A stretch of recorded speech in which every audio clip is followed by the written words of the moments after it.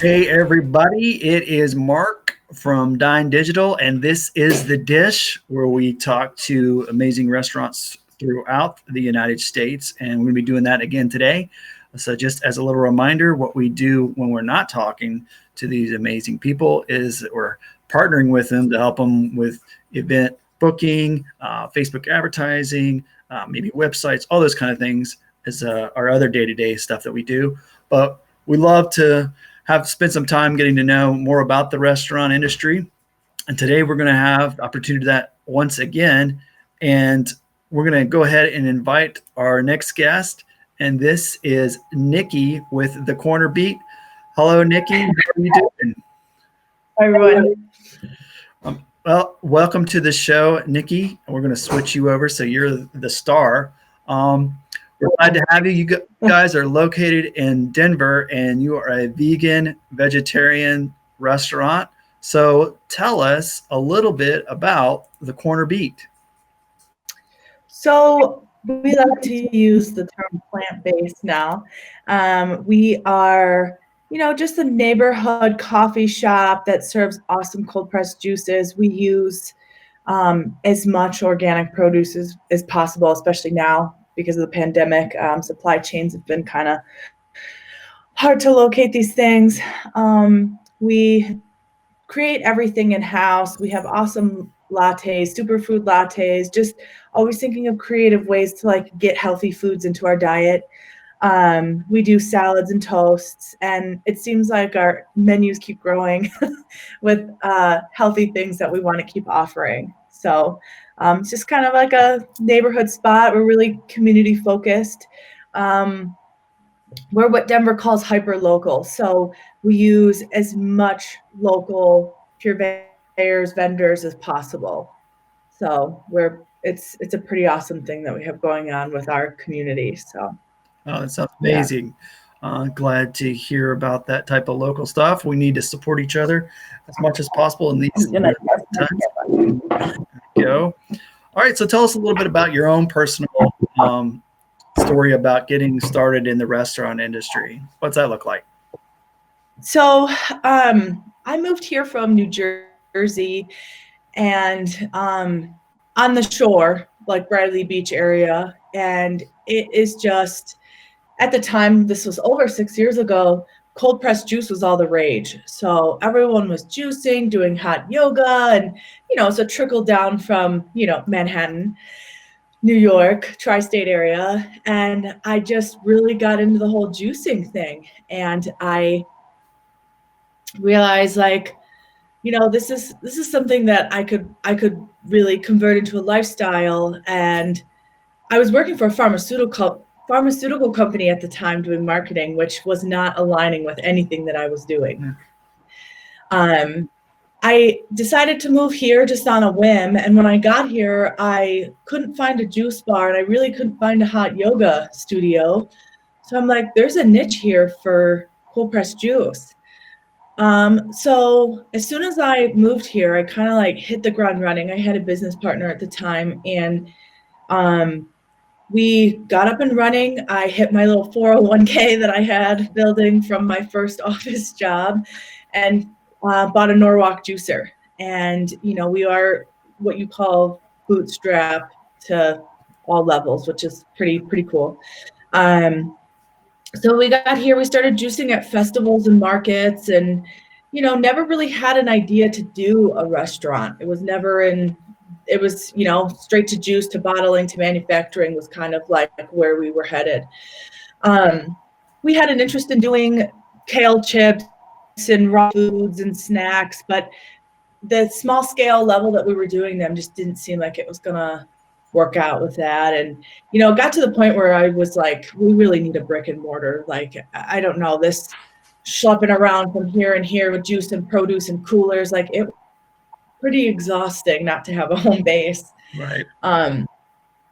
So one day we were vending the 9 News Health Fair, and this older lady came up to us and was like, what's going on here? And we kind of told her our story, and she said, oh, I have a space up the street. And I was like, okay. So we went and checked it out. And she's like, here's the keys. I'm going to Thailand. I'll be back in 3 months. And we were like, what? Okay. And, she really didn't ask for a lot of money up front. And it seemed like a dream come true, which, it's pros and cons to that, right? So we're in this large 1,000 square foot space and, full kitchen without a hood. But it was like, we need something more than juice. And what do we offer? So we had some trial and error food in there, and nothing was just sitting right. And luckily, I had always watched my mom cook, and I had been self-sustainable for years living on my own, that a lot of the foods that I was eating were things that I decided to put on the menu. So after everyone, we figured out like it was just going to be Donna and I at the time. I just kind of flipped a menu overnight, like simple things on sandwiches. And then once the sandwiches got tired, we rolled into toast because they were easier to do. Everything is pretty simple, and I was always making dressings homemade at home, things that I've always had done naturally, that are on our menu are things that I would eat at home. So it's humble like that. Anybody can make it. I don't think like the food's gonna blow you out of the water if you're a Michelin star restaurant and you come try our food, but it's humble, it's good, there's soul and there's love in it. So that's kind of like the aspect that's been carried on to everyone that's working in the kitchen now. They love what they do, so they get to put their touch and twist on everything. So that's great. Got a little shout out from Kelly. Yeah. So, she loves the beet, which is awesome. Yeah. She does. She's also my accountant. Very nice. I love the support of your account, right? So what can your customers expect? You gotta let's see. I got a little extra text here. But in general, what can customers expect? As far as the experience. I think the first thing that everyone wants to say that comes to mind is granola. I think that it's like, it's got a hippie vibe, I guess. If I repeat back what other people say about it, it's got plants all over, it's light, it's bright. I think our front of house staff is amazing. They're really friendly. Even our back of house staff. We're really bare bones right now. It's the kind of place where half of our customers make up, about 47% of our sales are repeat customers. So it's definitely got that community vibe. We can offer anything that you want to eat, anything from gluten-free, vegan, eliminating whatever ingredients. I think that we do a really good job at accommodating like all different eating and lifestyle diets, whatever. So it'd be a place that you can always go with friends and family and just find something there. And we do have an in-house baker, so we do have treats if you have a sweet tooth. And just we have the acai bowls and the smoothies and all of the things. If you want a loaded protein one, we cater to a lot. We really try to make it a place where people feel comfortable asking for those modifications also. Yes, and Nada says Uniqueness. So that's the truth. All right, so you've been telling us a little bit about your uniqueness. Is there anything else that you can kind of point out as a unique trait of the Corner Beet? What is unique about us? Well, I mean, not anymore, but we used to have open mic there on Thursday nights, and that was definitely a community hotspot. And it just kind of grew into an awesome place where everyone looked forward to gathering on Thursdays. So and maybe then we used to again, right? I definitely think so. It was kind of slowing down before COVID happened, and then it indefinitely and it's now something everyone, we all took for granted. Like, oh, we just wish we could just sit and hear local live talent, Right. That was really unique. It's so hard to gloat. I don't know. I just think we're a general unique experience. So yeah. No worries. Yeah, that's cool. Yeah, the whole thing seems unique to me. So, so what's that thing on the menu that you say you got to try this? What would that look like? So, I think we all started calling ourselves home of the avocado toast. I think that kind of became like the staple, and then it became like, oh, all these millennials eat avocado toast and take pictures of it and put it on their Instagram. And I think that whatever you want to say about avocado toast, it's absolutely delicious. So that's kind of one of our staples. It is one of our biggest sellers. But I think we have unique things like the banh mi, the za'atar toast. You can get a fried egg on anything. Our brunch, we do brunch on the weekends. And that's always a fun thing to come in and try, especially when you're a regular and you're eating the same things all the time. Brunch makes it a unique thing. We also have, I'm drawing a blank here. I don't know what I was going to say. So that is the Hill Toast with avocado. That is the banh mi in a wrap. So if you don't want to do the whole toast thing, we definitely have these roasted red pepper wraps we can wrap it up in. Still sourcing for a good gluten-free one. It's really hard to find a really delicious, tasty gluten-free wrap. And that's another thing. We're not going to just serve it because it's gluten-free. It has to taste good. Those are breakfast burritos. I had a gentleman working with me. His name was Will, and he came from Texas, and he put the breakfast burrito on our map, and it is also one of our biggest sellers. And we recently just started smothering it because people kept asking us to do it, so we did it. If you're persistent enough, you can get your opinion on our menu. So that's a really great thing. We also have a vegan egg by Just Egg. So it's a mung bean product, and it's just mung bean, and it scrambles like an egg. It's really awesome. Waffles, that's a weekend brunch thing. Breakfast tacos. Looks like chorizo lunch tacos. That was a special. And then we have specials almost every day. Our soups are unique. They're made in-house also. And those rotate, every 3 days. We're lucky if we can get out of a huge batch of soup. And they're always vegan, gluten-free, and then sometimes we'll have like a, cheesy broccoli something on there. So Good there's stuff. Best of both worlds. Yeah. So I wanted to bring people's attention to that was obviously your Instagram, which you did a virtual show off your dish there, but you can find them at the Corner Beet to see even more yummy stuff there. And of course you can see the website. We'll go back to that later, but onward we shall go. So all that food looked amazing. So how about when guests are coming in from out of town and they hit your spot, what else can they do close by where you're at? Around us, I honestly think the entire Colfax experience is something that's pretty unique. It's a colorful block. I mean, you have everything from really awesome bars and restaurants to little shops. We are a block off the Ogden Theater. When we used to be able to have concerts, that was always like a really great thing. Like we get a lot of people coming to have lunch and then line up early to go to the Ogden. When we used to be open later, we would find a lot of foot traffic also heading to the Ogden Theater.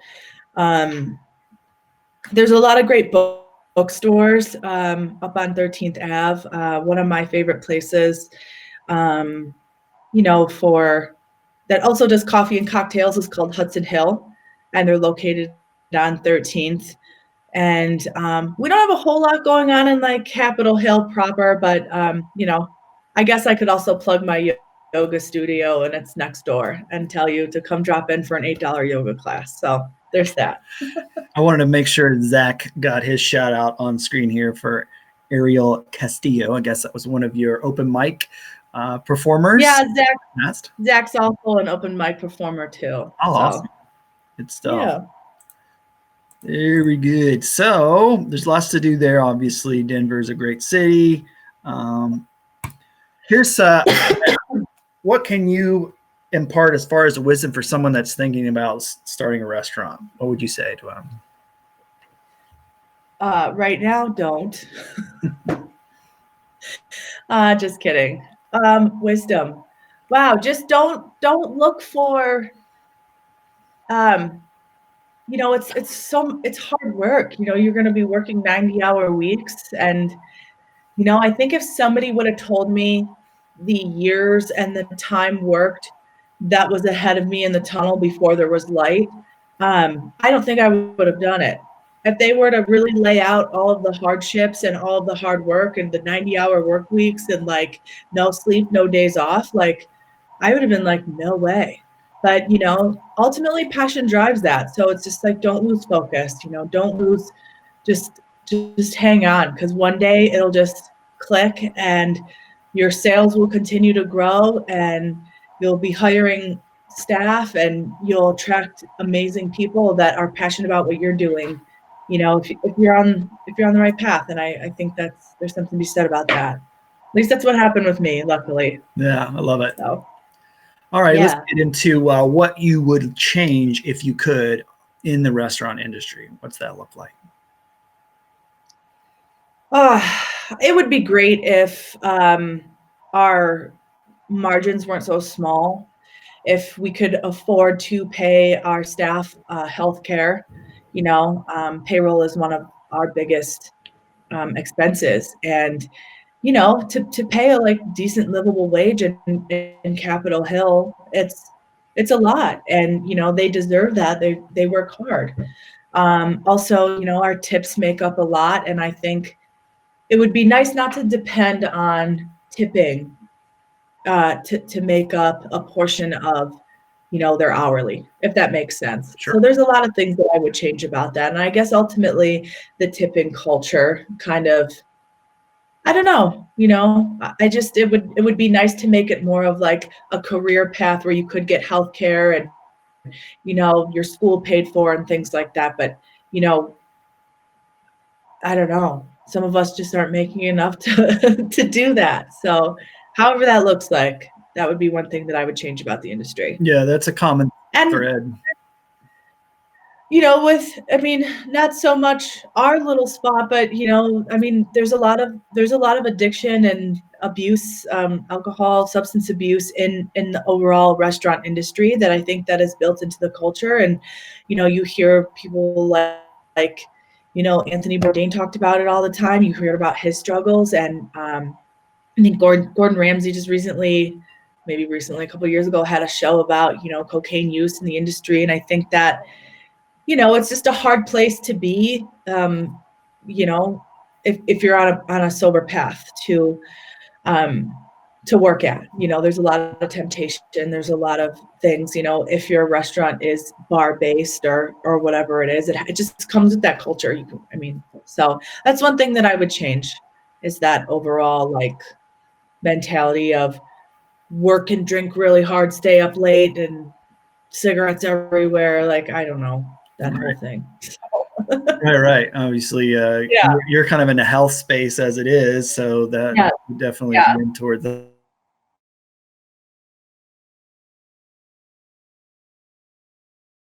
So. Yeah, that's good. All right. So on a happier note, what do you love the most about being a restaurateur?